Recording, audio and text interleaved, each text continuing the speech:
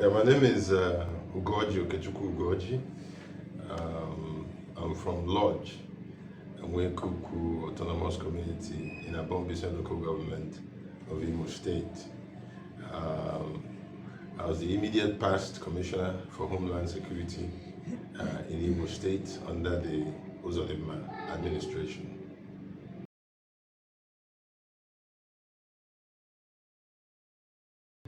My late father, His Royal Highness, Stephen Nwabueze Ugorji, was the Ojukwu I of Lorji Okechukwu Autonomous Community in Abombise Local Government area of Imo State.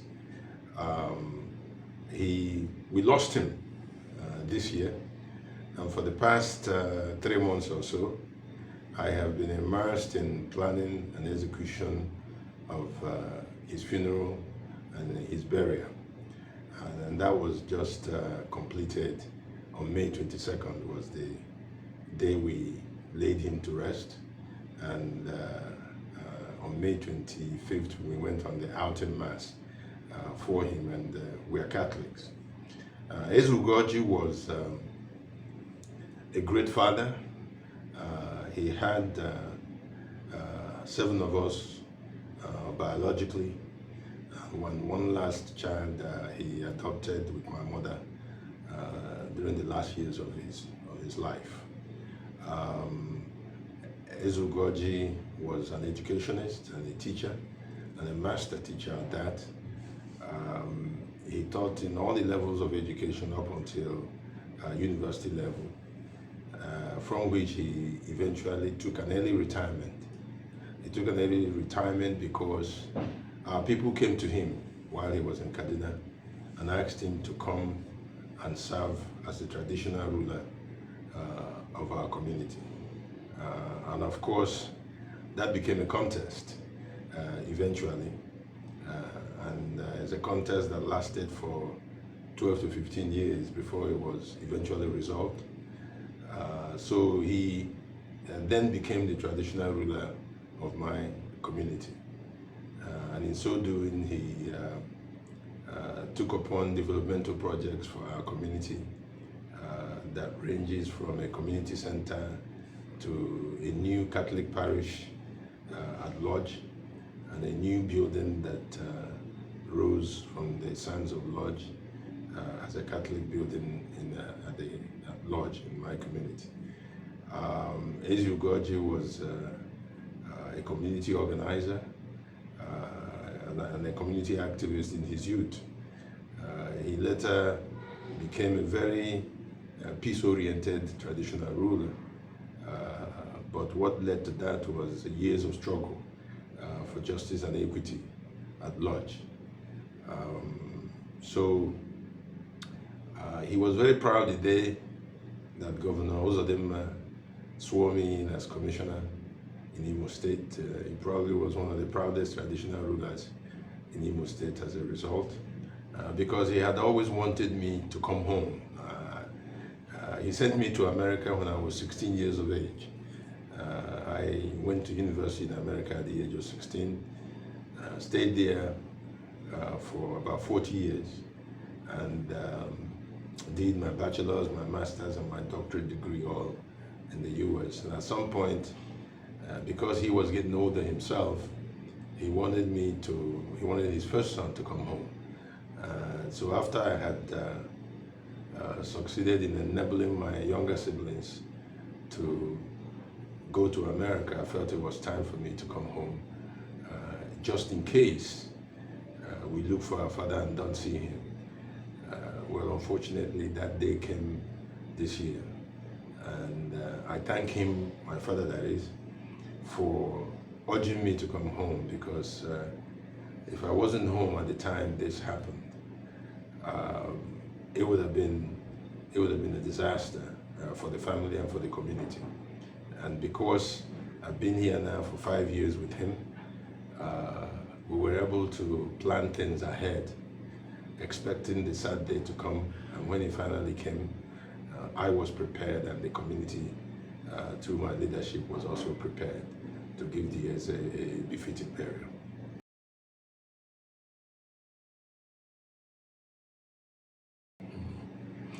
Well, first of all, let me say that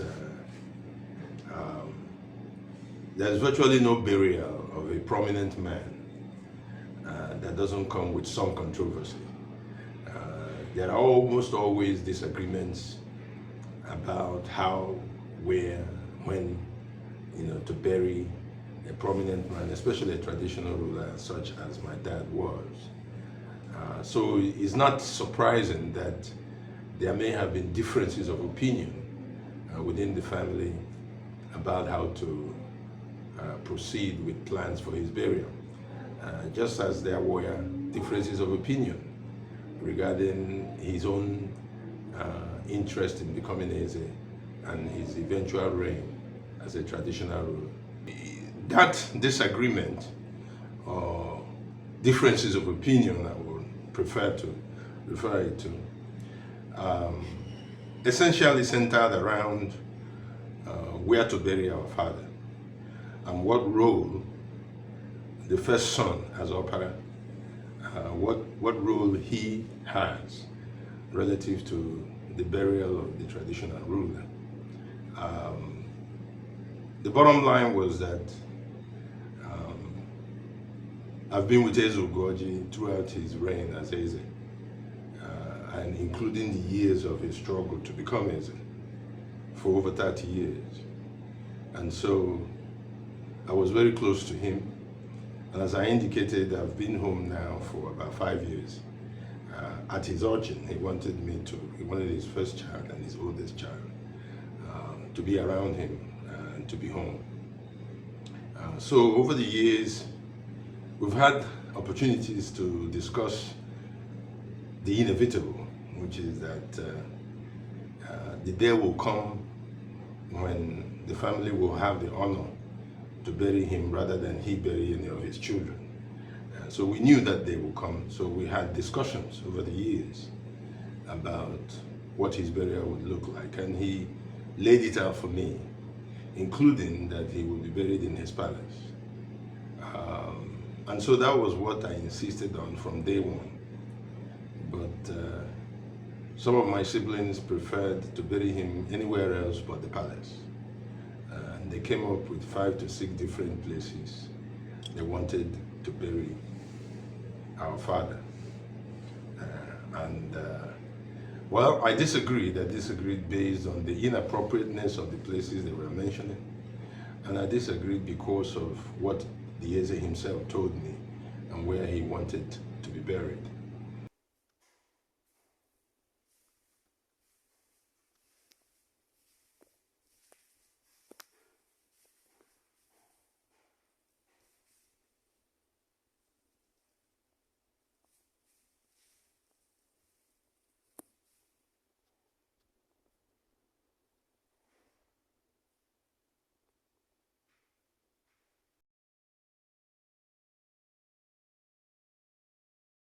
To the best of my knowledge, yes, all have been well. Again, in every family where you have many children, there will be differences of opinion. Our people say that in the compound of a prominent man, or in the compound of an Eze, and all Ezes are prominent, that you find all kinds of people there. Yeah. You find peace-loving people, you find troublemakers, you find intellectuals, and you find those who are not inclined intellectually. So that is not a surprise, but I never anticipated that the legacy of our father would be,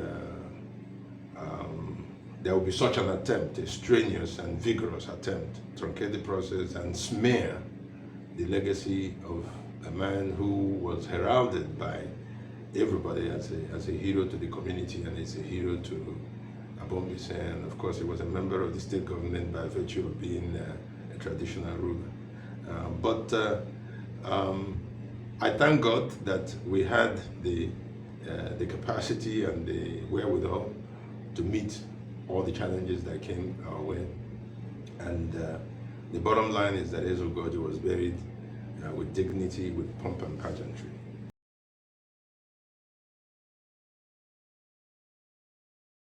Actually, the burial turned out to be very well and meticulously planned and well executed. We had pretty much a 1-week celebration of life for the late Eze Ugorji. It started with what we call Dances of Our Fathers, which was on May 19th, Monday. And Dances of Our Fathers was a concert of traditional dances. All the major dances that my father introduced us to.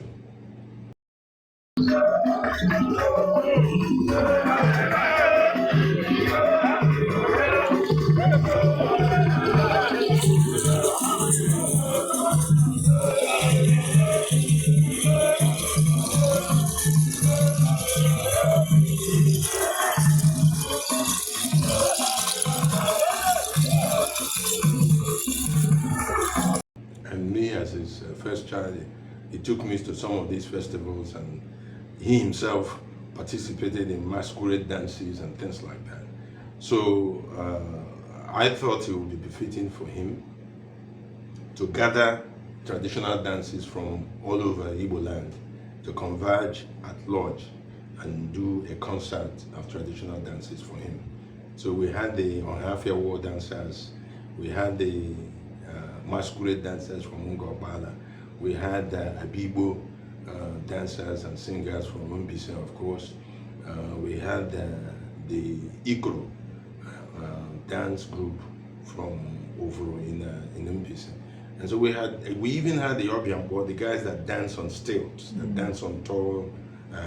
So we had them all at Lorji on May 19th, and it was really a beautiful day. I am an enthusiast myself of traditional dances, and so it went well.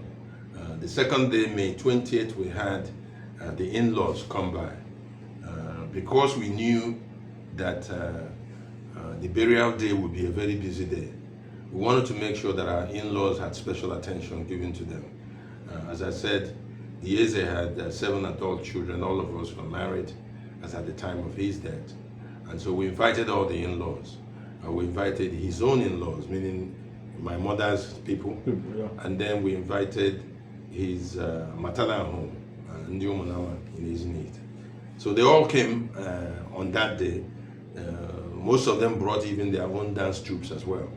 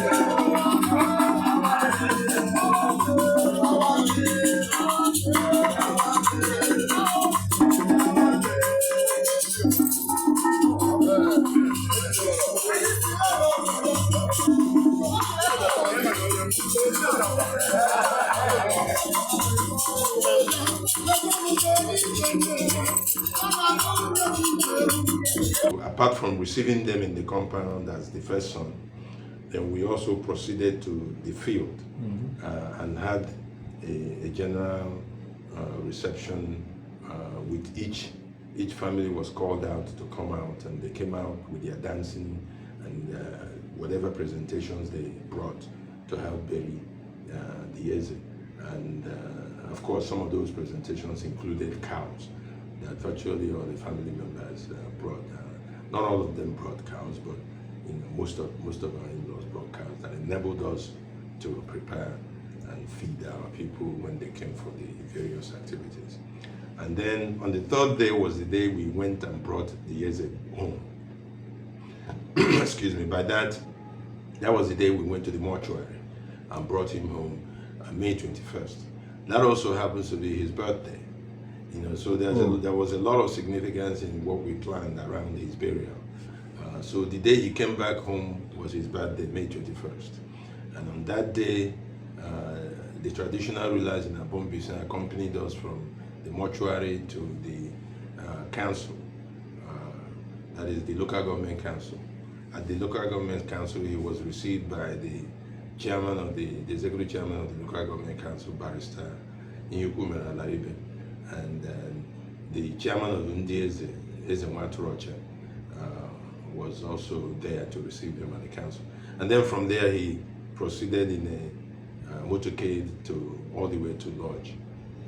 And when he got to Amazon, then we transferred his casket to a chariot that we wanted him to ride into Lorji on a chariot, and he did, with horses drawn and a brass band that came with them. So they brought him back, and then he laid in state on the night of May 21st. And of course, that night, we began some of the more significant traditional rites, like Ekuria Yendi Bonabo Eshe, for a prominent and male Kataraho before your journey and the ancestors. So we did the Eshe, we started playing the Eshe that night when he came in. And then as the first child, or the first son, the first segment of Etuaka, what our people call Etuaka. Etuaka is essentially to proclaim to the world the accomplishments and achievements of the man that we are getting ready to bury. And that is the duty of the first son, to do that, accompanied by all the children, both sons and daughters. So I started doing that on May 21st. And then on May 22nd, we proceeded to church to give him his final rites within the Catholic Church. We were honored and happy to have the Bishop of Highness Diocese, His Excellency Bishop Nwobi, who came to church with us and helped officiate the final Mass for our father.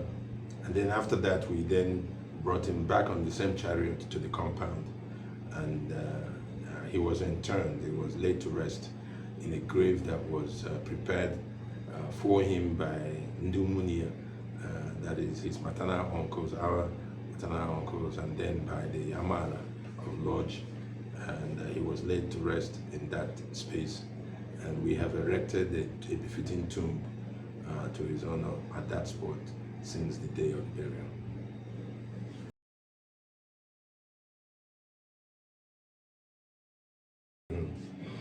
Well, in our part of Igbo land, in Imo State, whenever a traditional ruler passes on, there is usually a 1-year mourning period, and we are Ewampe for the Eze.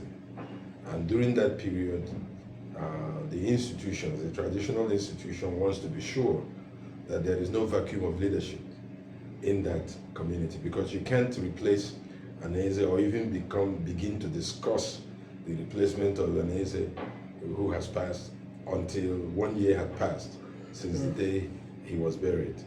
And so, in order to make sure that there is no vacuum, the first son is typically designated to stand in for the father. That's why the first sons are often referred to as crown princes, right? Because they are, at least in the interim anyway, they are supposed to step into the the shoes of the Eze for 1 year during the morning, so that there's no vacuum of leadership. And so the same cabinets that worked with the Eze would now work with what they now call the regent, that is the person who acts in place of the Eze until an Eze has been duly selected and duly installed. So that's how, as the first son, the lot essentially fell on me to step into those shoes and act in that capacity for a year. Now, of course, There would be statutory by government or within Nagi belong. There will be chairman. I know. For the staff of office and now, I can Kasiki Doshie. What work can Medegase? On your legend, the war governor. On the Butuki Hope, I can govern the Governor Makanana Nagano. Obiahekwa n'iwe ihe ma ọ dị ruo 1 year ma wee jụwa ajụjụ ya ma ọ dị ruo 1 year. N'ihi ya, ndị eze Mbaise na ndị kabinet mpage nọnga na-ewere staff of office na-akpawa gị n'aka na-emegide regent of this autonomous community until 1 year nna gị ga-egba afọ. From the day they are when I go away for talking about Yamaha for about slow right after 2 months. According to their constitution, Emma was also Basara is also. I'm not a so I'm handling it over to you as a regent of this autonomous community. Thank you, Lord.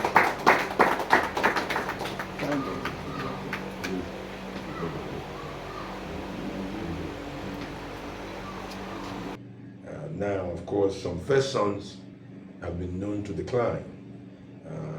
And then when they do, or where the years they didn't have a first son, for instance, then the regent goes to the most senior person in the cabinet, who is, by that I mean by position, who is in Zohan. They call it in English parlance the traditional prime minister. Yeah. Some call it Okenze in some parts of the Igbo land, but in our place we call it Nze Oha. So he is usually the second person in command to the Eze.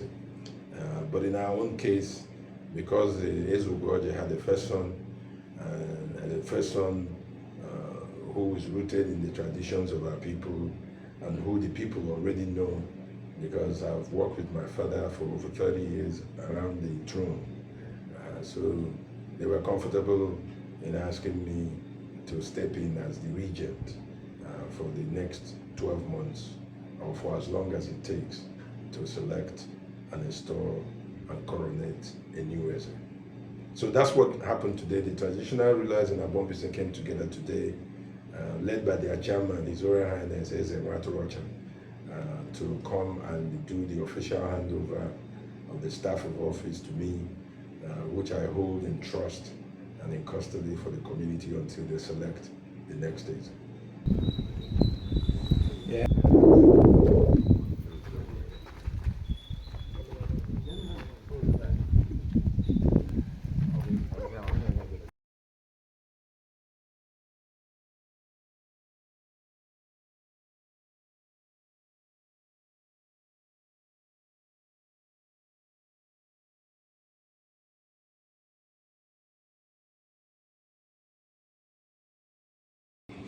Well, the way forward is to continue, to the extent possible, to continue where our father left.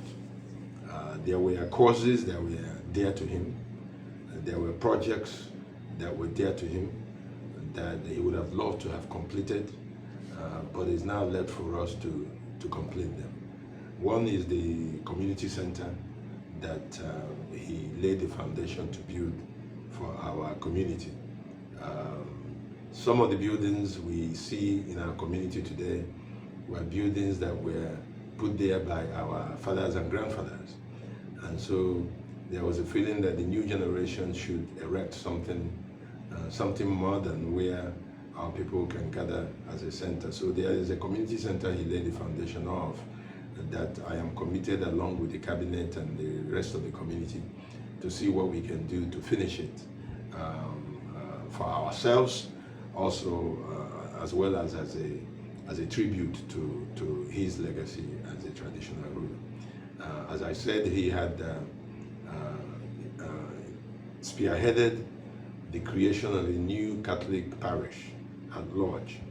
And in addition to that, he literally laid the stones for a new church, the St. Andrew's Catholic Church of Lorji, and got it to roofing level and several other stages.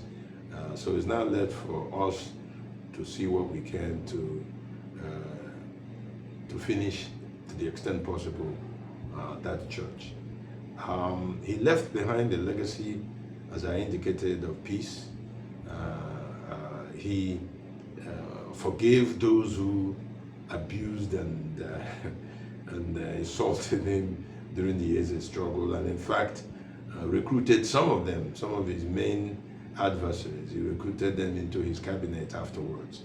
So that was his legacy. And I want to help the community to continue in that light, to continue with efforts of reconciliation and efforts of peace within the community. And of course, the institutions that he left behind, by that I mean the traditional title holders, the Ezein Council, the women's group of our community, the Lorji Association for Progress, which is the town union. These are some of the institutions he left behind. We want to continue to strengthen them to function. On my own personal note, I would like to reinvigorate two other institutions that had been important in our communities over the years. That is the group of Umuada and then the group of Ndiopara. Because for us in our part of Igbo land, Ada only refers to first daughters. No other daughter is referred to Ada in our part. Sure. It only refers to first daughters. Sure. And then of course Opara also refers to the first sons. And those two groups of people over the years in our history have played strong roles in maintaining peace and order in the community. I want to do what I can to invigorate those two groups along with other institutions that the Eze left behind.